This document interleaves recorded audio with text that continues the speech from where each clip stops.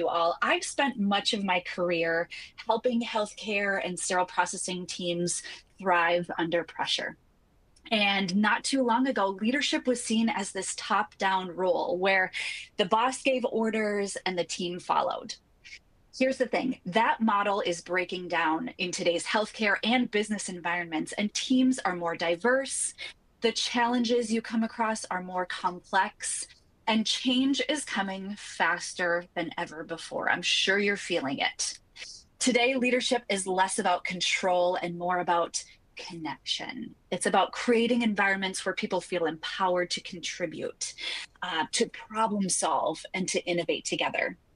And that shift from authority to influence is what sets apart the leaders of today from the leaders of the past. And you may be sitting there thinking, you know what, it's 9:30-ish a.m. I don't even have a leadership role in my department. And I want to challenge you on that thinking, because here's what we're going to talk about today. Titles can open doors, but influence is what moves people. Okay? Influence comes with trust. It comes from trust, from credibility, and from consistency. And I've seen staff members in departments all over the place without formal authority completely reshape the culture of their department because people respect them.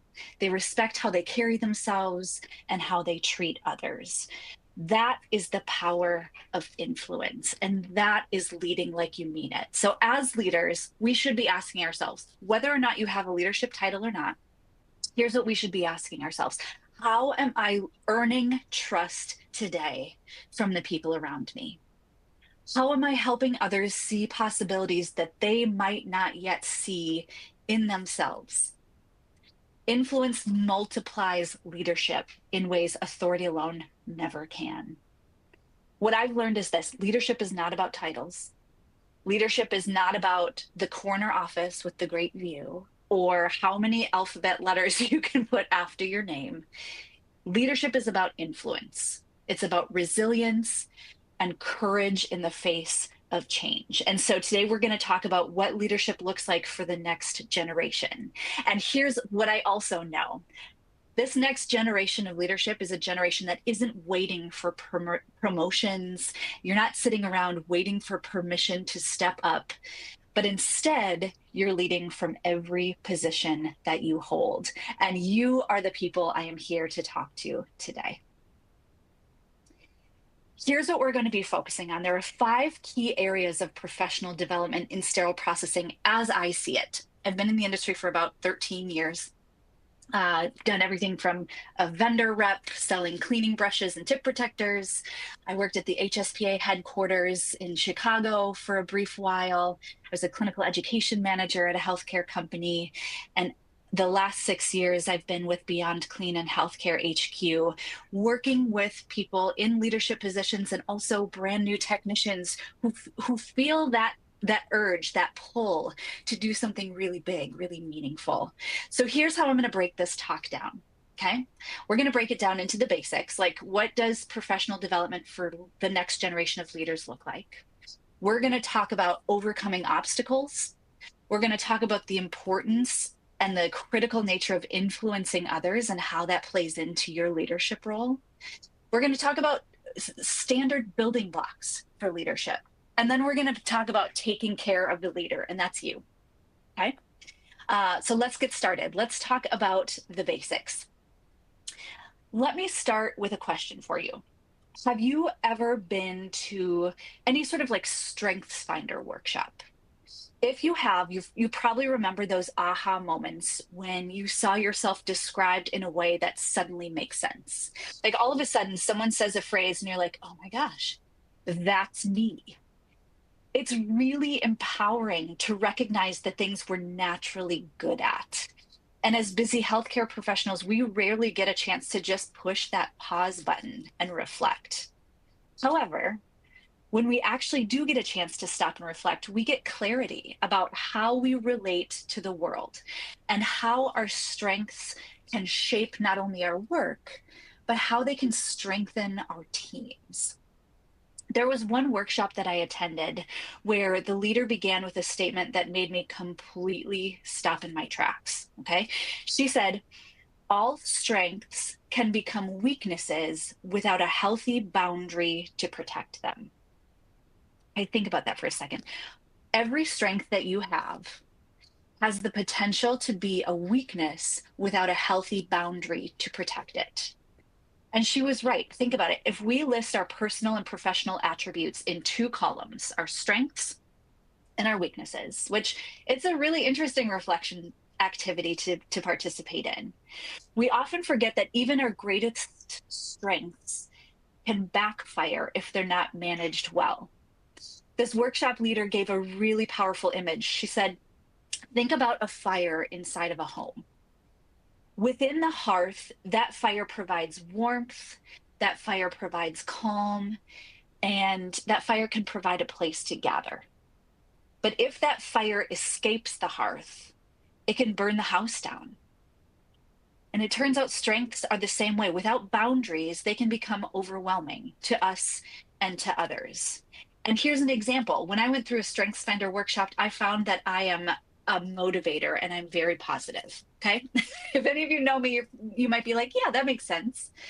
But here's the thing about positivity. Sometimes being the positive person in every setting and in every group can come off as insensitive, depending on what the people around you need in a certain situation. So, what I always considered one of my greatest strengths, that positivity, I can reflect on it now and say, okay, what does this situation ask of me? What do the people around me ask of me? Are they looking for someone to put a positive spin on whatever is happening? Or are they looking for something else? So that's an area where I can reflect and say, okay, without that healthy boundary, without that emotional intelligence, that healthy boundary to say positivity has a place and a time. But in this moment, here's what my team needs. That's where the true magic happens. So here's my challenge to you. Take a moment and reflect on your greatest strengths as a professional in healthcare, whatever your role is right now. Reflect on those strengths and then ask yourselves, what boundaries do I need to set in order to make those strengths actually work for me and my team, not against us? That's where growth really begins. So now that you know what your biggest strength is, after you go through that exercise, really take a look and say, okay, these are the things. Maybe it's the top two things that you bring to the table as someone who's part of a team. Those are your biggest strengths. And you say to yourself, I want to share this idea that can really get in the way. Okay, now that you have your strengths, how many of you have ever thought to yourselves, yes, I have these strengths, but I don't think I deserve to be in the position that I'm in. I think I'm faking it right now. Like I don't have either the credentials that I should have, or the training that I should have, or the skills that I should have. Maybe you're in a brand new job. Maybe it's greater responsibility than you've ever had before. Regardless of the situation, you feel like anyone else would be better suited for that role, that you're not good enough. Well, this phenomenon, if you've ever felt this phenomenon actually has a name, and you've probably heard it if you've been to other leadership or soft skills presentations. It's called imposter syndrome. And it's actually a psychological pattern in which someone fails to internalize their skills and accomplishments and instead feels like a fraud. It can feel like not being worthy of sharing your story, not feeling the emotional safety necessary to contribute your new ideas. When you experience imposter syndrome, it impacts everyone around you. And you want to hear something wild? This to me is crazy. Typically, individuals with imposter syndrome have competence that far exceeds their level of confidence. Let me say that again. If you're dealing with imposter syndrome, you probably have competence or the skills and knowledge that you need that is at a higher level than your current confidence. Does that mean that you absolutely deserve the leadership role or the next responsibility? Yeah, it does. And so I encourage you, recognize those moments of self-doubt and remind yourself how hard you've worked to get where you are today. because you are capable. I know that. And now it's time for you to believe that. Okay. Once you know your strengths, once you understand that imposter syndrome is something that is at play for a lot of people, especially people in leadership roles, now comes an opportunity to manage your time. And the benefits of actually managing your time are huge. You can create more hours in your day to work with, you can relieve your stress, and you can increase your productivity by and also lower your procrastination. You can even boost your professional reputation. But the big question is, where do I start? Well, I'm going to give you 4 practical strategies that you can try. Okay. So if you're someone who just goes about your day and you feel like there are not enough hours in the day and time slips away really, really quickly, I want you to focus on these 4 things. Okay. Number 1, set time limits for your tasks. If you're like me, my brain is in 6 different places at the same time. I've got 20 tabs open on my computer and I bounce back and forth between tasks. Okay. This is a really great example of poor time management, and I am working on it. And this is where these 4 things came from. Okay. So, number 1, set time limits for your task. If you have one task that you need to accomplish, set yourself 20 minutes to accomplish it. 20 minutes where you push out any external noise, any external complications, any distractions.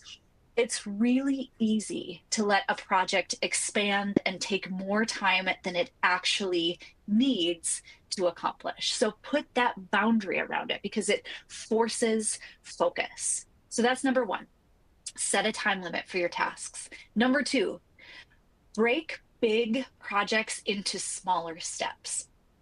Okay. Sometimes we get stuck because the end goal feels so big and so overwhelming. So if we create a list of smaller, achievable tasks, we can see our progress more quickly as we work along the way. And that fuels the motivation to get to that big, scary, overwhelming end goal. Okay. So number 1, set time limits. Number 2, break big projects into smaller steps. Number 3, build good habits into your day. Just like meetings get blocked on your calendar, schedule 20 minutes to go for a quick walk around the hallway or a quick walk outside. Get a healthy snack or a few minutes of just simply breathing. Okay.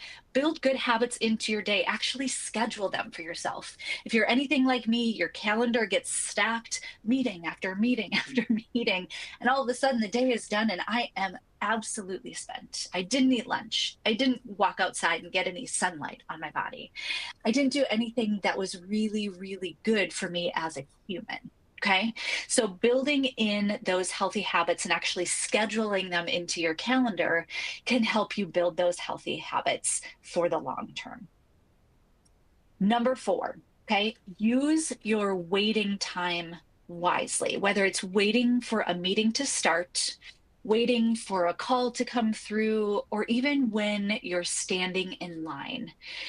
Use that time wisely. A lot of times I just get in the habit of, if I'm waiting for something, like I took myself out to lunch the other day and sat at a table by myself, and I had the urge to just mindlessly scroll on Instagram. Okay.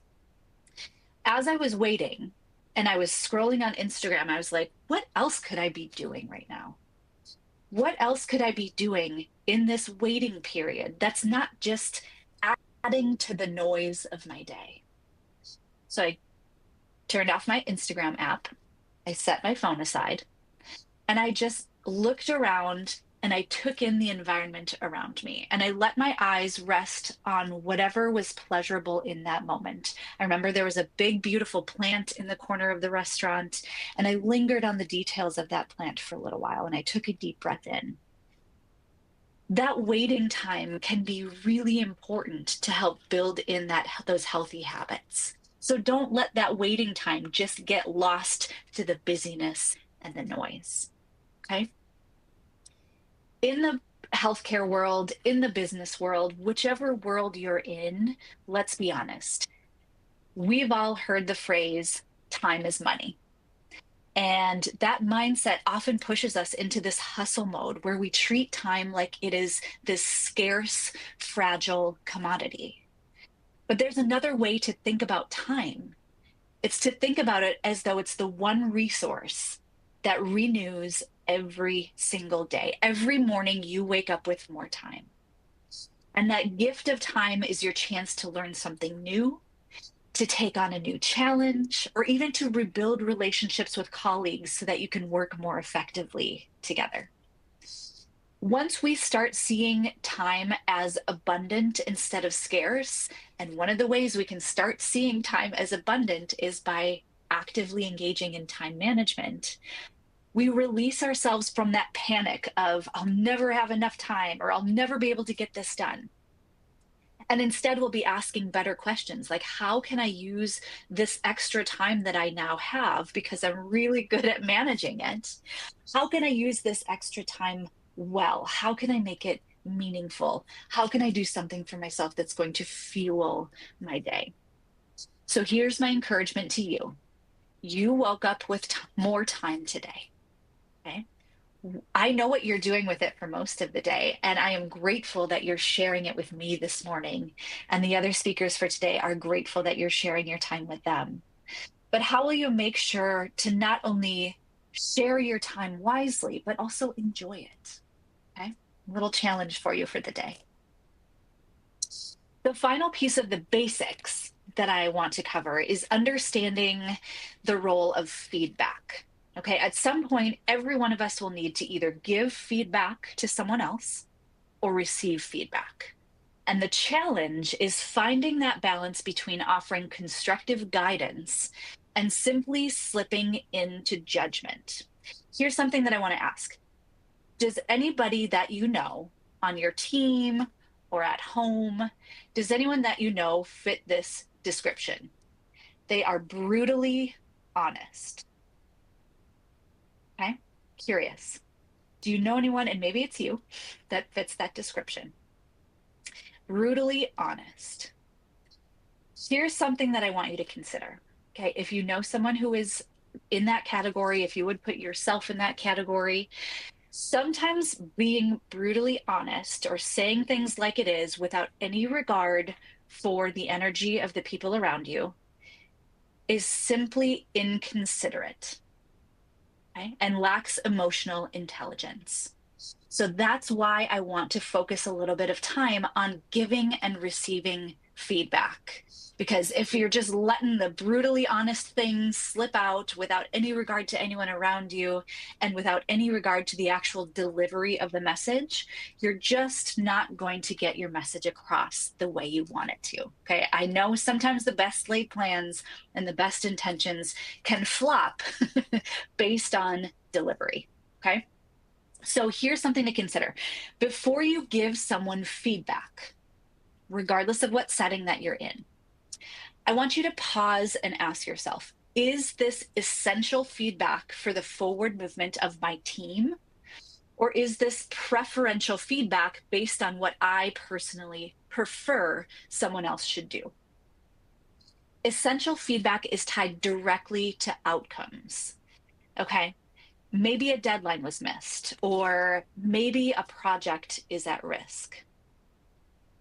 Essential feedback will help those deadlines not get missed and help that project move forward in the best way. Preferential feedback, on the other hand, is about working styles, ways you might collaborate better or more smoothly.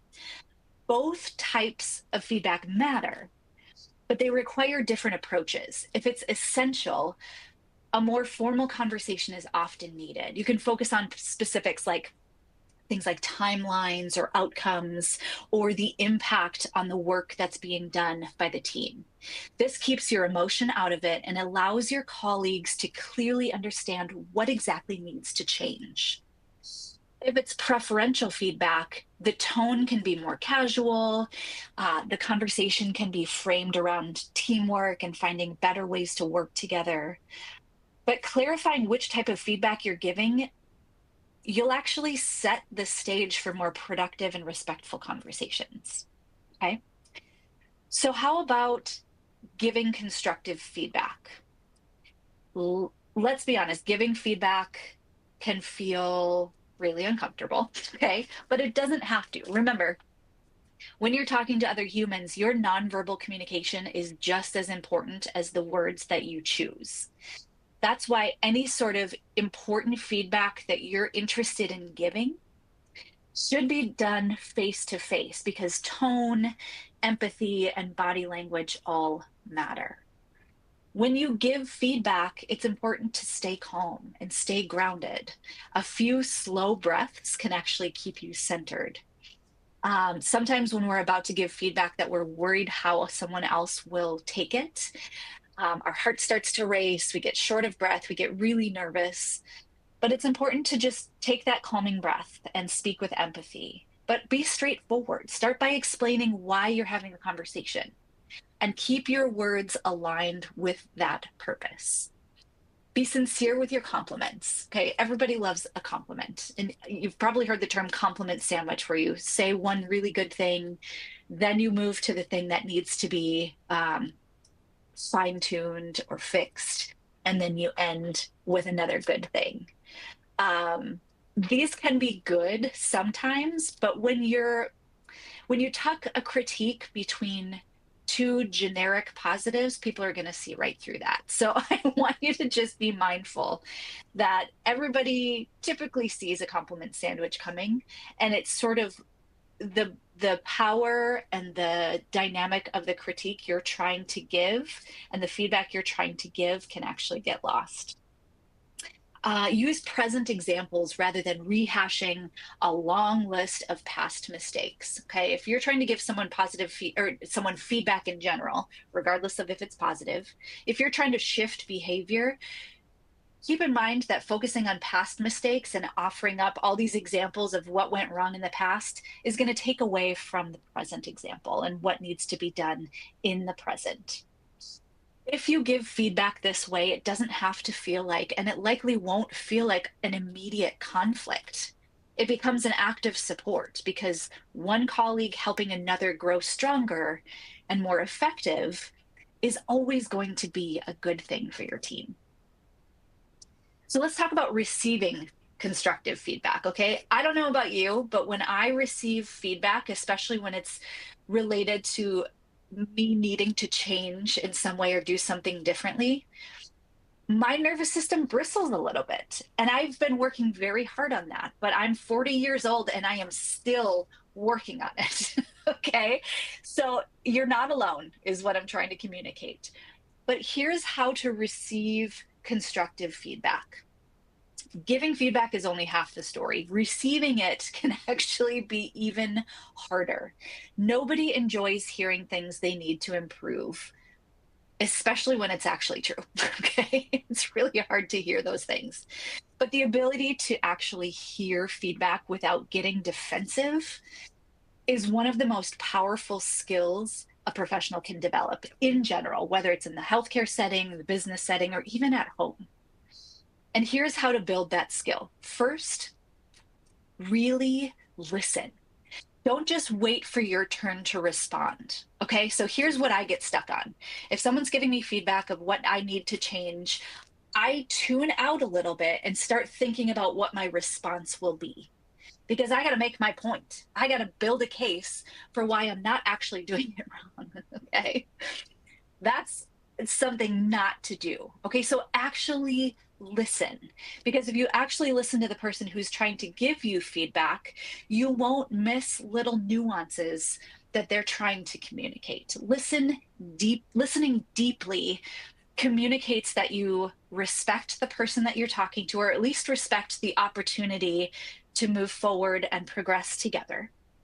And it helps you take in the full message. A lot of times we build up these responses in our heads without actually paying attention to the full message that's being communicated with us. Secondly, ask as many questions as you need. And this might feel uncomfortable, but questions show that you're open to growth. So ask for clarity or examples, not to poke holes in the feedback, okay? So don't do it as a way to be like, see, That's my point exactly. I don't need to change. That's not the point of asking questions. The point of asking questions is to learn how you can actually improve and fully understand where or what you can actually improve. Finally, reframe feedback as the gift that it is. The person offering it isn't trying to tear you down. Okay, they're investing in your growth. Otherwise, they wouldn't take the time to give you the feedback in the first place. Okay? When you can see feedback as an opportunity instead of a threat, you unlock a superpower. You unlock the ability to improve, to adapt, and to contribute even more to your team. So, regardless of if you're giving feedback or you're receiving feedback, the goal is the same. Okay, the goal is growth, trust, and stronger collaboration. All right, those are the basics. Let's move on to a couple of conversations that are key for overcoming obstacles. So whether you're in a leadership role right now with, leadership title, people who report to you, or whether you're new to a department and you're still learning, you're going to come across obstacles. Okay. And knowing how to professionally overcome obstacles and work through them is going to be really important in your journey as a healthcare professional. Let's start with this concept of managing change. Okay. Change happens rapid fire in this industry. I'm sure you all know that. Change can feel like either an obstacle or an opportunity. And often it's both at the same time. Because even the most adaptable people find it really hard to change. Change requires rethinking how we always done things. Okay. And in sterile processing, one of the few constants that we actually experience on a day-to-day basis is change. And that means leaders and teams need effective strategies for helping people shift behavior and shift mindset. One powerful principle is to ask for less. Okay. When change is brewing, and you can feel it, it's starting to fray the edges a little bit on team dynamics. One simple thing, one powerful principle is to ask for less. And here's what I mean by that. You're like, wait, what? Here's what I mean by that. We all have internal markers for what feels possible. If a change request falls too far outside of our range of what's possible, it's either ignored or it's resisted. So breaking large changes into smaller, more achievable steps can help build momentum. It's just like what we talked about when we talked about time management, okay? Change management requires those smaller, more bite-sized, achievable steps to help build momentum toward a broader change. For example, imagine you're implementing a new loaned instrumentation policy. That shift may touch communication, expectations, and processes all at the same time. So instead of tackling all three of those things together, focus first on communication. Once that's solid, move on to expectations. And then once you have clear expectations set for the change, then move on to the process. Like here are the actual tangible things that will change about our process. If you do it in that order, a big change will feel much more manageable. And by taking things one piece at a time, you make that big change much more achievable as well. Another strategy for managing change is to tap into something called internal consistency. Humans naturally want their thoughts, their values, and their actions to align. Okay, and when they don't, that's where we feel tension. That's where we feel unrest. And often look for ways to resolve that tension. If you're a leader, you can highlight those gaps in a constructive way. And here's an example. If missing instruments in sets are increasing because inspections aren't thorough, you could simply issue a directive and say, do this better. but that might trigger resistance.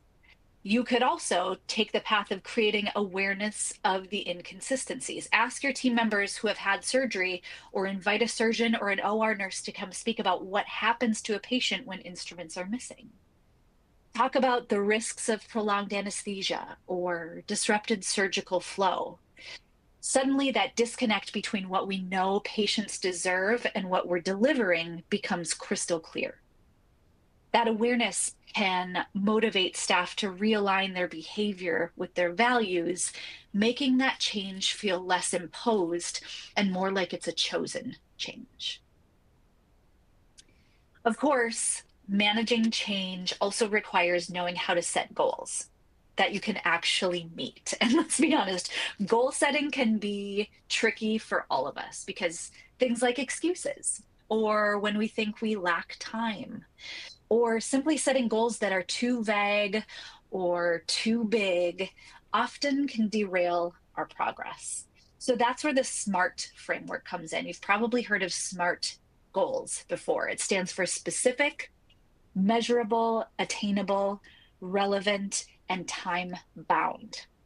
So instead of saying, I want to make my department more efficient, okay, that's a good goal. I get it. But defining it more clearly can actually help you get there. You can say things like, I want to earn my Lean Six Sigma yellow belt within 2 months. That's measurable. Track your progress, ordering materials, studying, taking practice exams, scheduling for the certification. It's attainable. You can choose goals that fit your abilities and motivations and the resources that you have available to you. Make sure it's relevant. If that goal is part of getting your department to run more efficiently, then that actually matters to your role and your career ambition. So that's a great goal. And you have that 2-month timeline, right? So it's measurable and it's time bound. So that time bound part is where it becomes important, because your goal will drift indefinitely if you don't have it bound to a specific amount of time. Let's talk about your bigger picture, where you want to go in your career. For some, your answer is simple. You love your current role as a sterile processing tech, or as a supervisor, or as a sales rep, or as a department leader, and you're happy to stay there. For others, there's a desire to keep moving forward, maybe toward management, toward an educator role, or even an executive leadership position.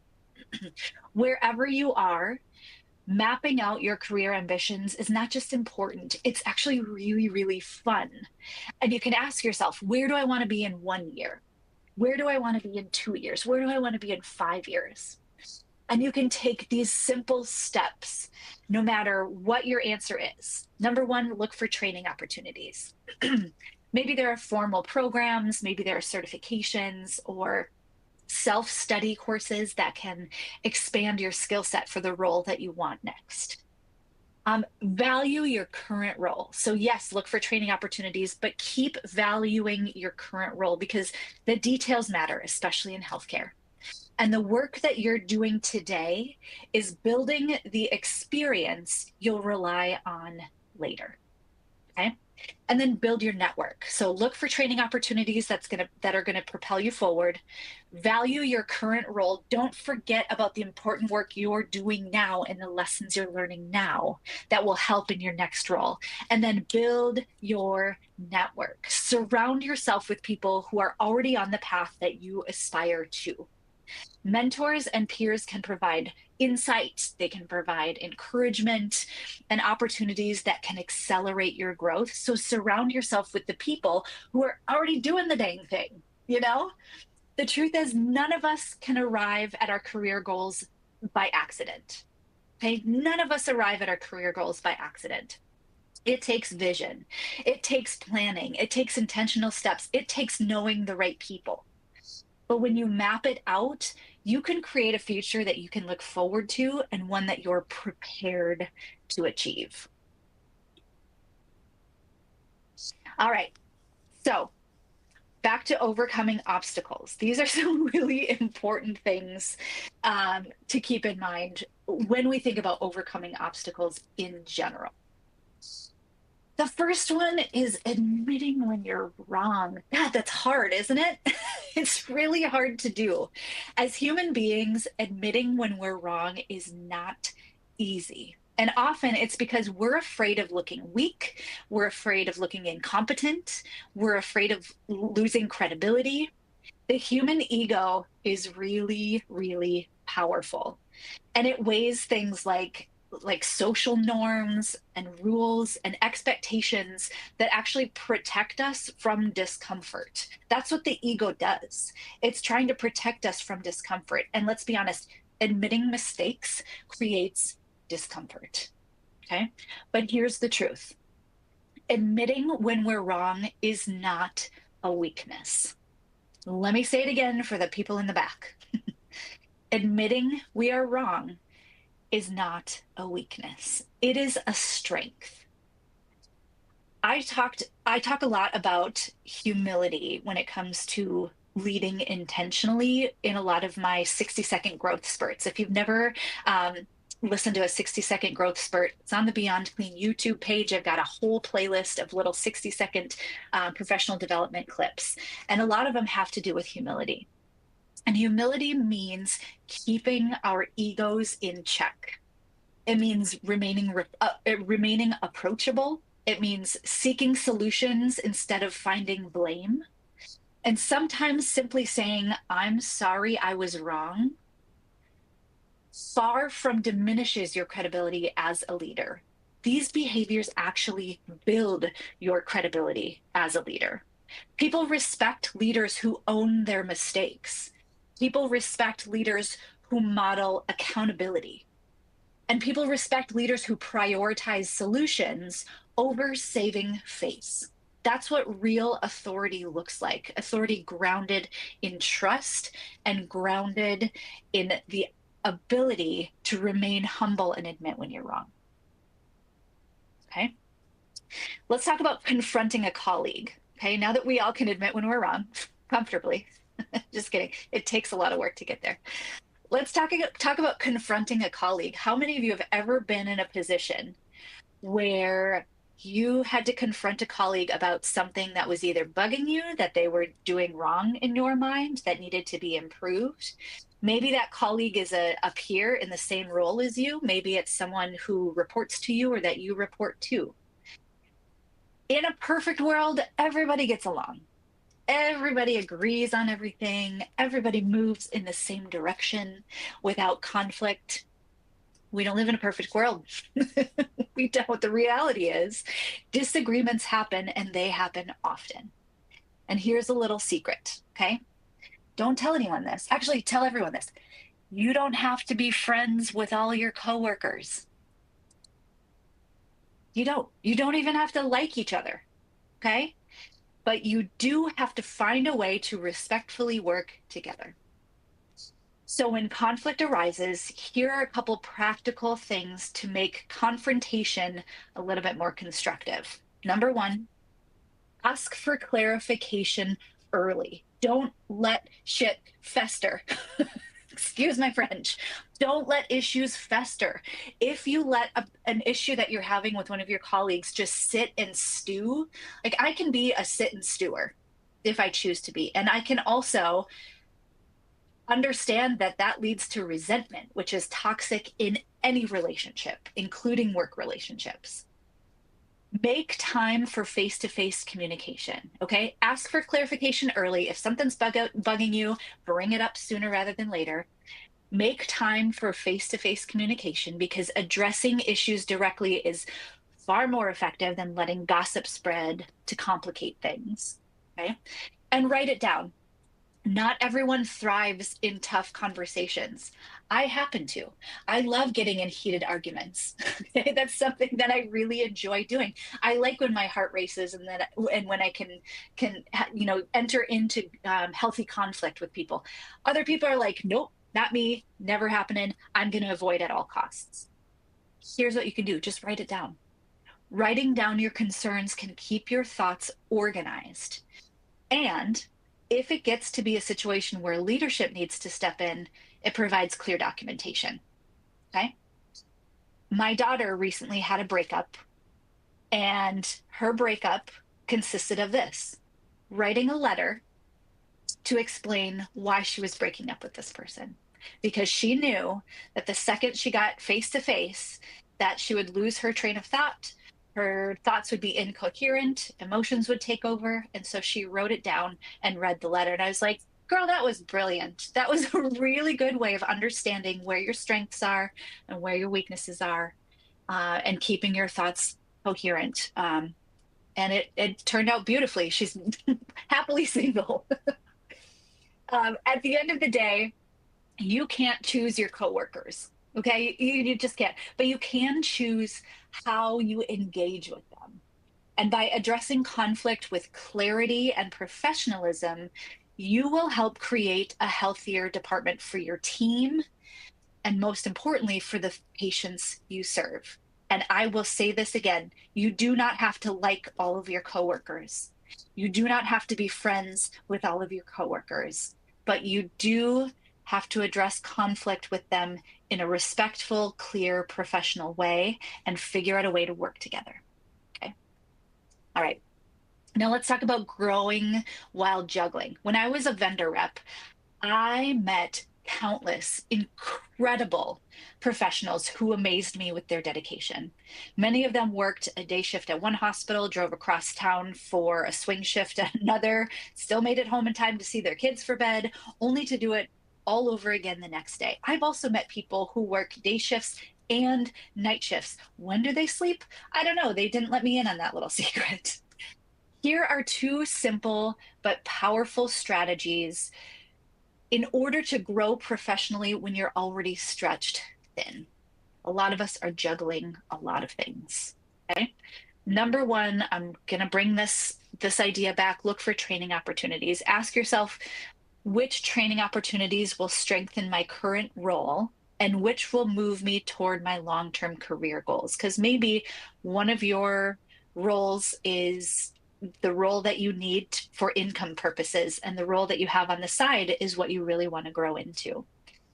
That's something to take into consideration. What does your growth plan look like?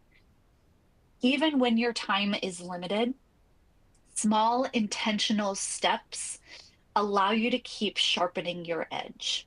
Okay, so find ways to pour into yourself. Find ways, we're going to go back to that managing time discussion. When you're juggling a lot, managing your time becomes even more critical.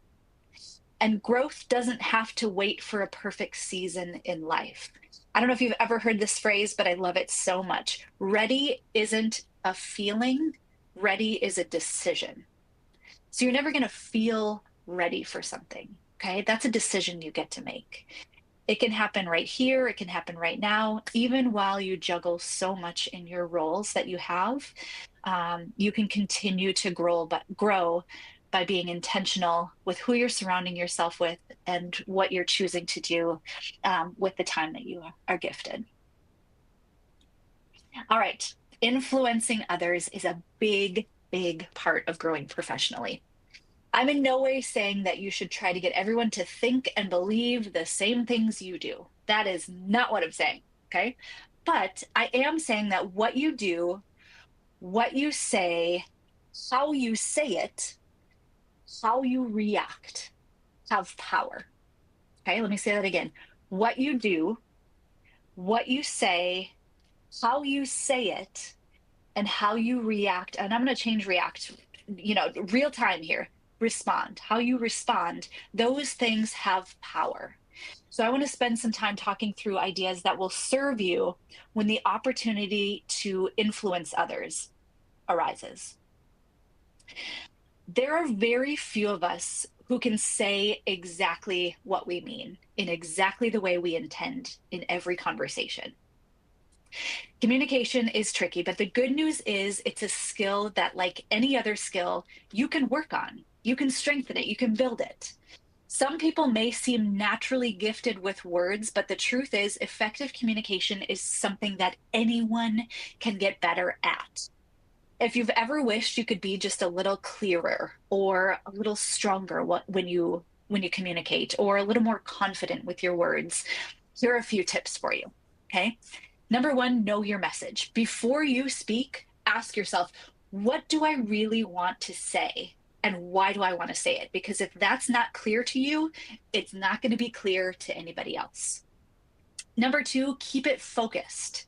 If you're addressing an issue, don't pile on with past incidents or irrelevant details. Stay specific. You don't have to speak for a long amount of time to say something super powerful. So stay specific. The clearer and more concise your message is, the easier it is for other people to understand and be able to adequately respond. And number three, balance assertiveness with openness. Okay. Don't be afraid to speak up for yourself and for convictions. And again, if that's hard for you, which it's hard for a lot of people, write those things down. Okay. Speak up for yourself. And at the same time, remember that communication is a two-way street. Assertiveness doesn't mean shutting others down. It means sharing your perspective with respect while also being willing to hear theirs. In a world where things are changing daily, sometimes even hourly, one truth remains constant. We all need connection. We all thrive by getting feedback, and we all need advice from trusted sources. So no matter your role, whether you're a brand new sterile processing tech, a supervisor aspiring to move into management, a director exploring an education role with a vendor company, or a leader sharing insights on social media or from a conference stage, the most effective, affordable, and impactful investment you can make is in your network. Why? Because the people who've walked the road before you have already faced the challenges you're about to encounter. They know the pitfalls, they've learned the lessons, and they can help you navigate your own journey with more confidence and less trial and error.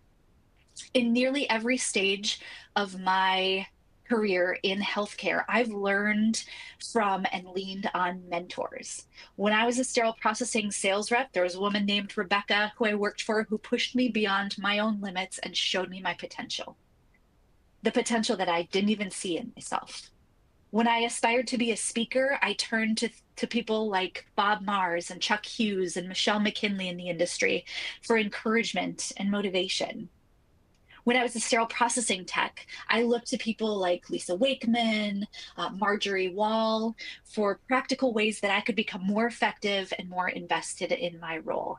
And that's the power of networking. It can give you strength you didn't know you had and perspective that you couldn't gain on your own. So those connections really do matter.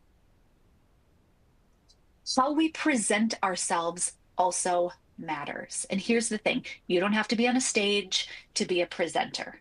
Every time you share knowledge or insight or your experience, whether it's in a meeting, whether it's on social, whether it's through a poster presentation, you're presenting yourself. Let's say your department has worked through the process of transitioning certain flexible endoscopes from high-level disinfection to sterilization. You've done the hard work. You've trialed, you've failed, you've learned, and finally you've succeeded in this process change. Sharing that process with others can help them avoid the pitfalls that they're likely to come across and set them up for success. That's an opportunity for presentation. Okay? These kinds of contributions really matter, especially with experts like Corey Ofsted and people who are doing some really important work specifically in the flexible endoscope reprocessing space and borescope inspection space. Sharing that insight is something that really matters for the larger industry, okay? Some of you might not be interested in stepping into public presentations. And if you hear the words public speaking and you're automatically sweating, need some toilet paper under your armpits, I get it. You're not alone. Speaking to a group is a skill, and like any skill, it can be learned. And here are the things that are important to keep in mind. If you're presenting yourself, presentation matters. Leaders, this one is especially for you. If you're in a leadership role and you present often to your team, whether you realize it or not, you are a speaker by default, and you are the billboard that tells your team how to respond to a certain event. Okay. So understanding how you're presenting yourself has really high impact in how the team will respond, especially if it's a crisis situation. If you are interested in speaking in front of other people, or if you're just finding yourself speaking in front of people, understand that your body language plays as much, if not more, of a role in how your message is received than the words coming out of your mouth. Okay.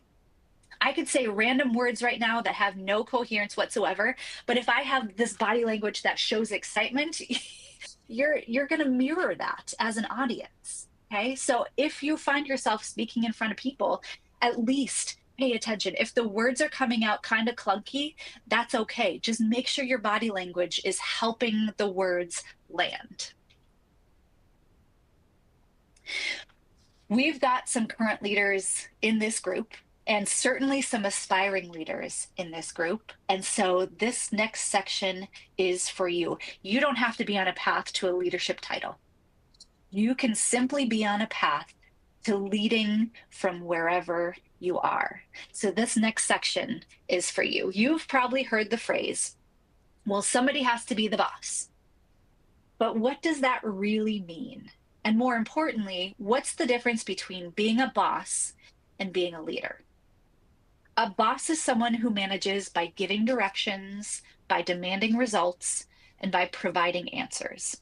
And in many SPD departments, bosses are often very good at those tasks. But because of the critical nature of your work, your teams need more than simple management. Oftentimes, they need leadership. And here's the distinction. A promotion doesn't automatically make you a leader.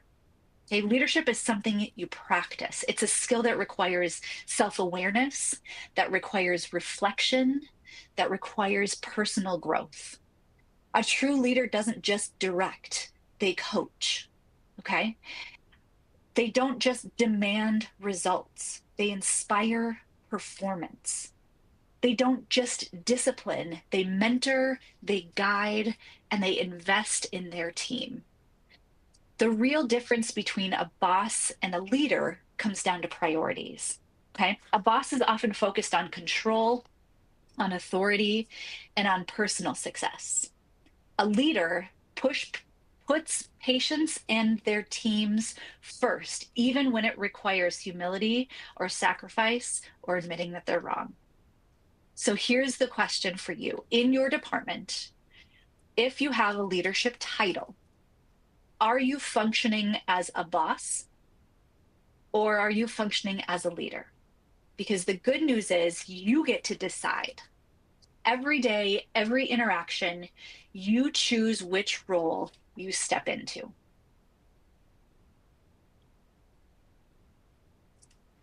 I want to encourage all of you, both current and future leaders in sterile processing, to think of leadership not as the mountaintop to get to, but as the foundation for your team to stand on. Too often we picture leadership as the top of the pyramid, where everything we say and everything we do has this trickle down effect to those below us.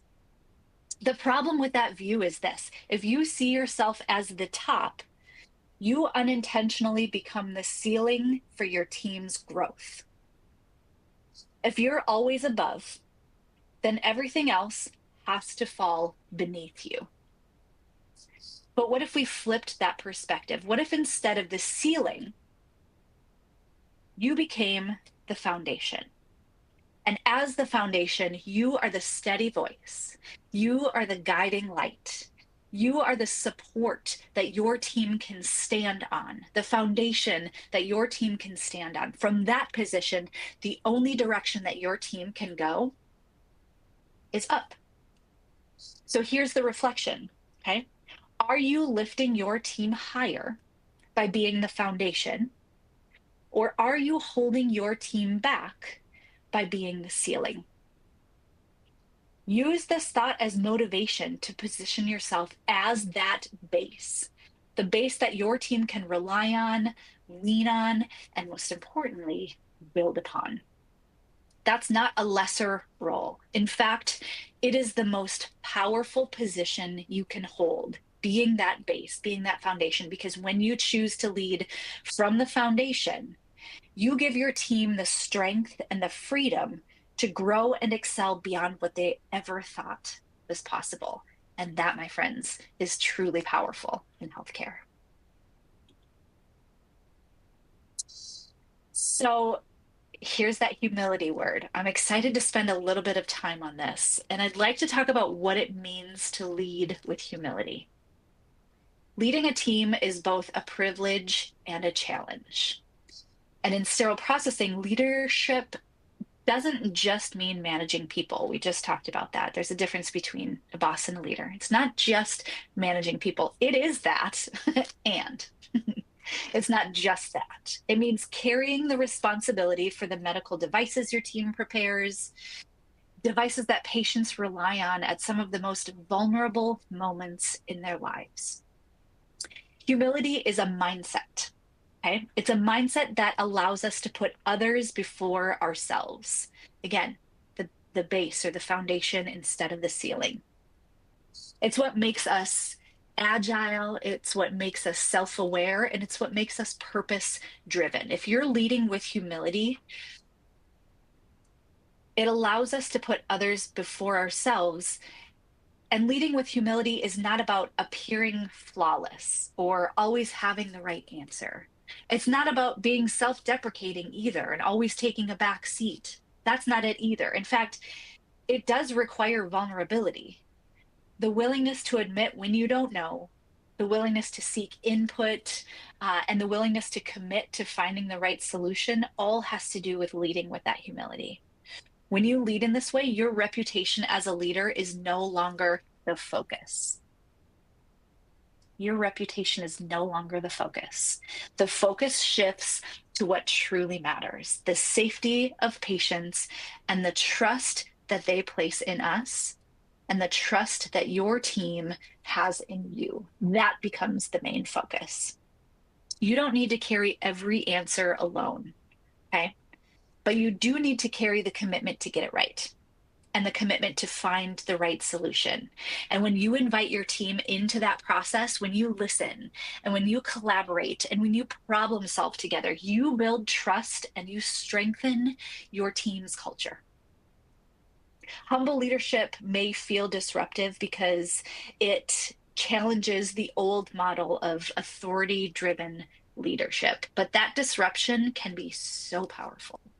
It can create that space for collaboration. It can create that space for innovation and for lasting change. Lasting change that ultimately can help your team serve your community more effectively. You want to know another little secret? We had another little secret before, and that's you don't have to be friends with all your coworkers. But here's another little secret. As a leader, you don't have to have all the answers. Okay? You don't. You don't have to have all the answers. But what you do have to have a commitment to finding the right answers. Your position isn't about being the walking encyclopedia of your department. You're not there because you know everything. You're there because you have the willingness and the commitment to find out what's right for your team and what's right for your patients. And in SPD, you actually have a built-in network of trainers and educators at your fingertips.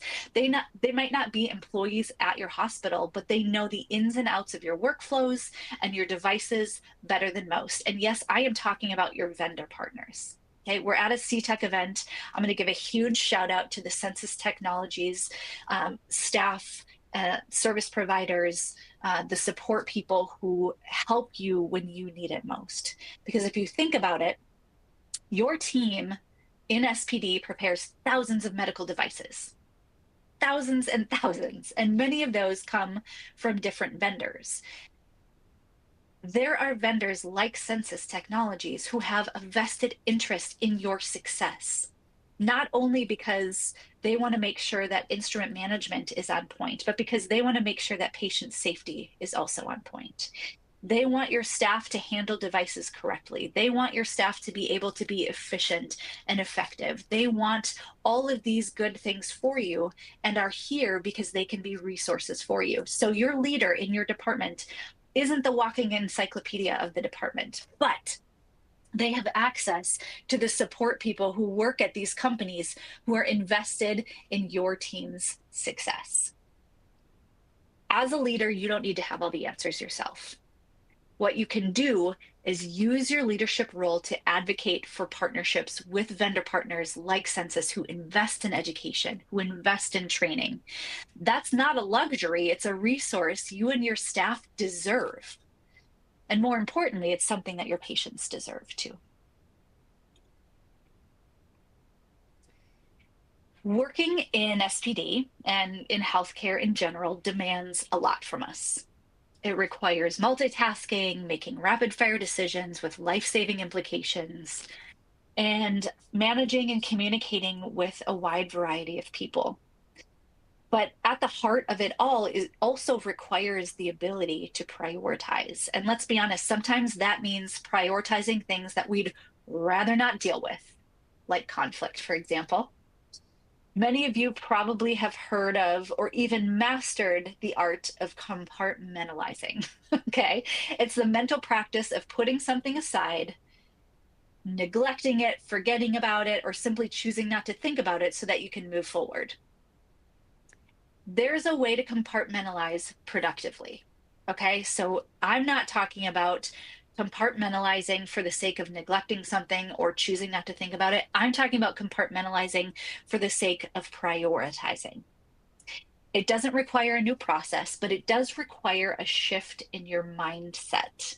Because instead of burying an issue indefinitely, using compartmentalization as an intentional tool, you can tell yourself, this needs to be addressed, but I know now is not the right time. So I'm going to set it aside and put it in my time management process, perhaps, and I'll return to it when I can give it the attention that it deserves.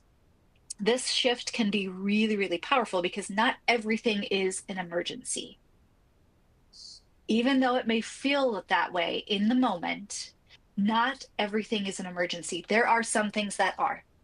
We work in healthcare, that's the nature of our jobs, but not everything is an emergency. So by being intentional about what you prioritize now and being intentional for what you manage into your time management process and set aside for later, you protect both your sanity and the forward progress of your department. Compartmentalizing with intention isn't avoidance, it's leadership, my friends. It's the discipline of deciding what matters most in the moment and trusting yourself to circle back to it when you have the appropriate amount of time to actually address it. As healthcare professionals, we make so many decisions every day. Some of them are small, like which route to take to work, and others carry life-saving consequences. And what often makes those decisions harder than they need to be is stress. When we're stressed, our brain chemistry shifts into fight, flight, or freeze mode. And if we're in that state, the part of our brain responsible for higher reasoning, that prefrontal cortex, it goes offline. Instead of accessing logic, problem solving, and emotional awareness, we're stuck in survival mode. And that's not where we want to be when the stakes are high. The best decisions happen when our prefrontal cortex is fully engaged, when we're calm, confident, and fully present. That's our optimal decision-making state. And here's the challenge. The next time you're in that calm, grounded state, pay attention to what that feels like in your body and in your mind. Notice your breathing, notice your focus, notice your energy. Then when stress kicks in and a critical decision is on the line, practice returning to that state. Get comfortable knowing what that state feels like. The goal isn't to eliminate stress. That is simply impossible in healthcare. The goal is to train yourself to step back from emergency mode and engage your higher brain functions so you can make decisions with clarity, with logic, and with confidence.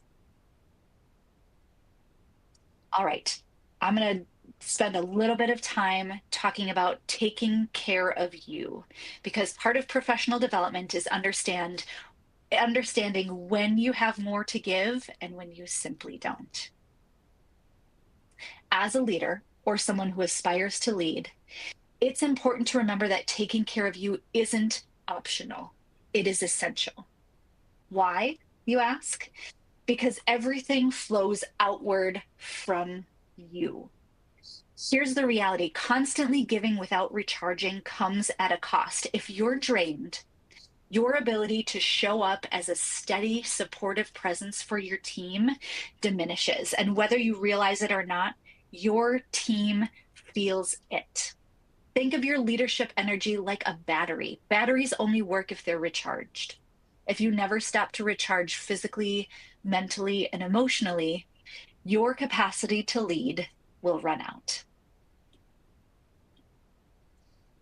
It's really easy to get caught up in external forces that we think define our worth, things like titles and achievements, recognition, or even the opinion of others. But the truth is, those external measures often fall short. And when they do, they can leave us feeling less than.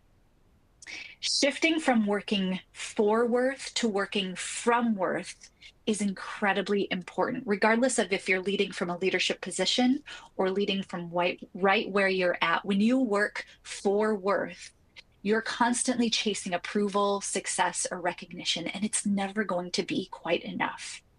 But when you work from worth and you understand that you are worthy, you start to understand that you are already valuable. You already bring unique gifts and perspectives that no one else can replicate. And when you operate from that foundation, growth doesn't just happen, growth multiplies. How many times have you had so far? How many jobs have you had so far in your life? Maybe three, maybe six. How many did it take for you to find your career? Is my next question. Or maybe you're still figuring that part out. One challenge many people experience at some point is their career feeling like they're hitting a professional ceiling. It's that sense of, I've gone as far as I can go, there's no more room to grow. And let's be honest, hitting that feeling feels, or hitting that ceiling feels personal. Sometimes it feels painful.